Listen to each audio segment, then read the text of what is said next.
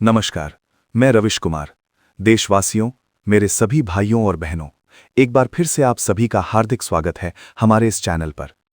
आज का दिन, आज की तारीख और आज की घड़ी हमारे देश के इतिहास में एक नए युग का सूत्रपात करने वाली है। अगर आप भी उन लाखों करोड़ों परिवारों से जुड़े हैं जहां कोई बुजुर्ग EPS 95 पेंशन का इंतजार कर रहा है, तो ये रिपोर्ट आपके लिए ही है।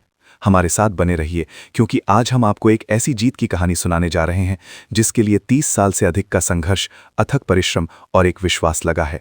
और हाँ, इस जानकारी को हर उस श्रमिक, हर उस बुजुर्ग तक पहुंचाना आपका भी फर्ज बनता है जिन्होंने इस देश की नींव को अपने पसीने से सींचा है।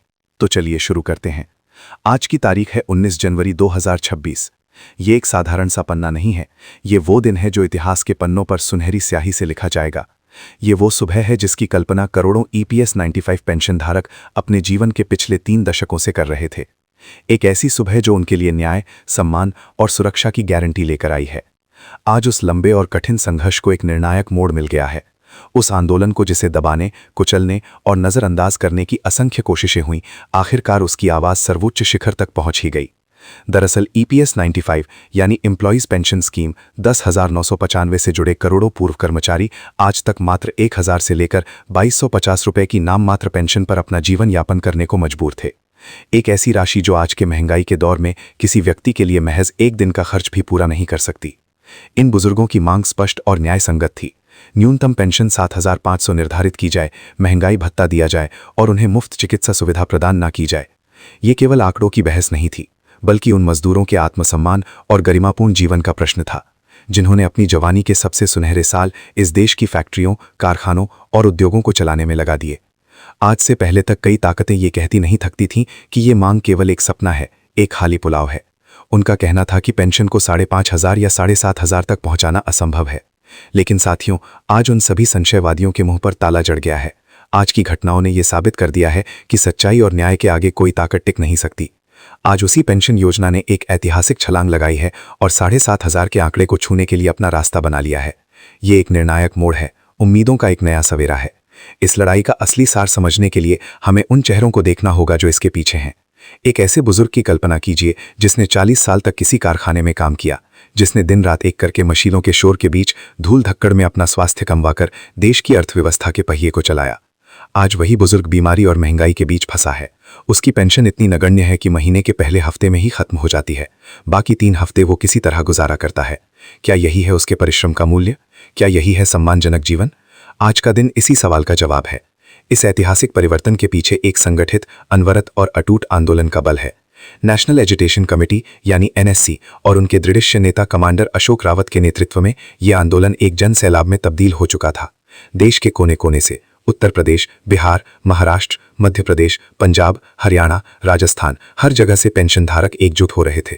उनका आज संदेश स्पष्ट था, अब बस हो गया, अब और इंतजार नहीं। उन्होंने 17 और 18 जनवरी को दिल्ली के जंतर मंतर पर एक विशाल और ऐतिहासिक धरना प्रदर्शन करने का ऐलान किया था। लाखों बुजुर्गों की दिल्ली कूच करने की तैयारी ने सत्ता के गलियारों का याता के महकमे में हलचल मचा दी। और यहीं से आती है आज की सबसे बड़ी और सबसे महत्वपूर्ण खबर। हमारे विशेष सूत्रों से प्राप्त जानकारी के अनुसार इस जन आक्रोश और ऐतिहासिक आंदोलन की गंभीरता को देखते हुए केंद्र सरकार ने तत्काल पहल करने का फैसला किया। ये खबर महाराष्ट्र के बुल्ढाना शहर से आ रही है, जहां नेशनल एजुटेशन कमेटी का मुख्यालय स्थित है। बताया जा रहा है कि स्वयं केंद्रीय श्रम एवं रोजगार मंत्री श्री मनसुख मांडविया ने NSC नेता कमांडर अशोक रावत से सीधी वार्ता के लिए बुल्ढाना पहुंचने का कार्यक्रम बनाया था। ये कोई सामान्य बैठक नहीं थी, बल्कि एक ऐतिहासिक, राजनीतिक, सामाजिक समझौते का प्रारंभ था। सूत्रों के मुताबिक इस वार्ता में मंत्री महोदय और कमांडर रावत के बीच घंटों लंबी चर्चा हुई। कमांडर रावत ने पेंशन धारकों के दर्द, उनकी विवशता और उनकी न्यायोचित मांगों को अत्यंत मार्मिक और तथ्यपूर्ण ढंग से रखा। उन्होंने स्पष्ट किया कि ये आंदोलन अब आर पार की लड़ाई बन चुका है और पेंशन धारकों का सब्र का बांध टूट चुका है। जंतर मंतर पर होने वाला विशाल जनसमूह इसका प्रमाण होगा। इस गंभीरता को समझते हुए श्रम मंत्री ने पेंशन धारकों की पीड़ा को स्वीकार किया और एक ठोस समाधान का आश्वासन दिया। सबसे महत्वपूर्ण बात यह रही कि इस बैठक में पहली बार औपचारिक रूप से यह स्वीकार किया गया कि EPS 95 पेंशन धारकों के लिए न्यूनतम पेंशन 7,500 निर्धारित करने पर सैद्धांतिक सहमति बन गई है।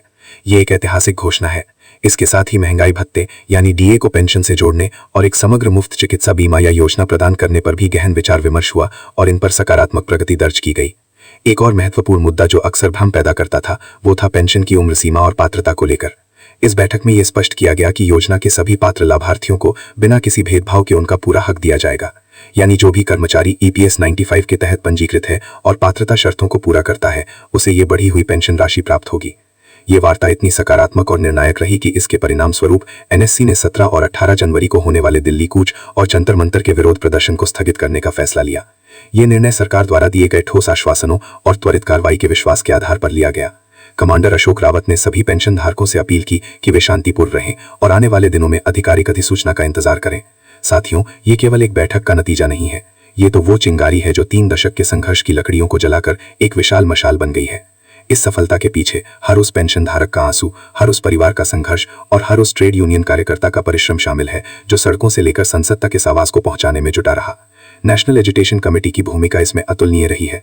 उन्होंने न केवल इस मुद्दे को राष्ट्रीय एजेंडे पर लाकर खड़ा किया, बल्कि करोड़ों बुजुर्गों को एक सूत्र में पिरोकर एक अजेय शक्ति बना दिया। अब सवाल उठता है कि आगे क्या? सूत्रों से मिली जानकारी के अनुसार श्रम मंत्रालय ने इस संबंध में एक अधिसूचना जारी करने की प्रक्रिया तेज कर दी है। वित्त मंत्रालय से आवश्यक स्वीकृति प्राप्त करने के बाद जल्द ही इसे अंतिम रूप दे दिया जाएगा।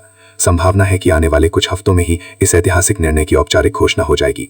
इसके बाद पेंशन फंड संगठन यानी EPFO की व्यवस्था को इस नए पेंशन ढांचे के अनुसार ढाला जाएगा, ताकि बिना किसी देरी के बढ़ी हुई राशि पेंशन धारकों के खातों में पहुंचने लगे। इस पूरे विकास का एक गहरा राजनीतिक और सामाजिक पहलू भी है। ये साबित करता है कि लोकतंत्र में जनता की एकजुट आवाज सर्वोच्च होती है। जब लाखों लोग शांतिपूर्ण, संगठित और दृढ़ निश्चय के साथ अपना हक मांगते हैं, तो कोई भी सरकार उन्हें अनदेखा नहीं कर सकती। ये उन सभी लोगों के लिए एक सबक है जो ये मानते थे कि बुजुर्गों की ये लड़ाई कमजोर पड़ जाएगी। आज इन्हीं बुजुर्गों ने यह सिद्ध कर दिया है कि उनमें इतनी ताकत है कि वे देश की राजधानी की दिशा बदल सकते हैं। लेकिन साथियों, हमें अभी भी सतर्क और जागरूक रहने की जरूरत है। वादे और अधिसूचना के बीच का समय बेहद नाजुक होता है। हमारा कर्तव्य है कि हम इस आंदोलन की निगरानी जारी रखें और ये सुनिश्चित करें कि जो आश्वासन दिए गए हैं वे जमीन पर उतरें। हमें यह देखना होगा कि पेंशन राशि बढ़ाने के साथ साथ महंगाई भत्ते का मुद्दा भी स्थायी समाधान के साथ जुड़े। साथ ही गुणवत्तापूर्ण मुफ्त चिकित्सा सुविधा का ढांचा कैसे तैयार होता है, यह भी महत्वपूर्ण होगा। इसलिए हम आपसे, देश के हर नागरिक से अनुरोध करते हैं कि इस ऐतिहासिक जीत को केवल एक खबर बनकर न रहने दें। इसे एक जन आंदोलन बनाएं। इस जानकारी को हर उस घर तक पहुंचाएं जहां कोई EPS 95 पेंशनर है। उन्हें बताएं कि उनके संघर्ष ने रंग लाना शुरू कर दिया है। उन्हें आश्वस्त करें कि अब उनकी गरिमा लौट आएगी। उन्हें सचेत करें कि आधिकारिक अधिसूचना आने तक धैर्य बनाए रखें, लेकिन साथ ही अपने अधिकारों के प्रति सजग भी रहें। आज का दिन सिर्फ एक पेंशन बढ़ोतरी का दिन नहीं है। आज का दिन उस सामाजिक न्याय की स्थापना का दिन है जिसकी कल्पना हमारे संविधान निर्माताओं ने की थी। ये उन सभी श्रमिकों, मजदूरों और कर्मचारियों को श्रद्धांजलि है जो देश की प्रगति की नींव के पत्थर हैं।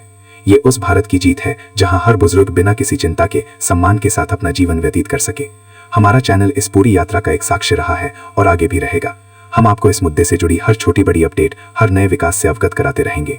हमारा संकल्प है कि जब तक हर पेंशन धारक के खाते में 7,500 की पहली किस्त नहीं पहुंच जाती, तब तक हम इसकी निगरानी जारी रखेंगे।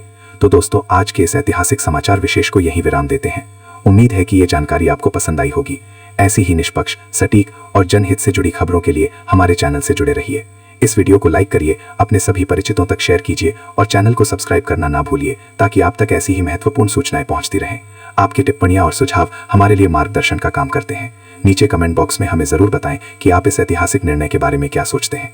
आखिर में हमारे उन सभी बुजुर्गों, श्रमिकों और संघर्षी साथियों को नमन करते हैं जिनकी अटूट आस्था और अदम्य साहस ने यह मुकाम हासिल किया है। जय हिंद, जय भारत और जय श्रमिक एकता। फिर मिलेंगे एक नई रिपोर्ट के साथ। धन्यवाद।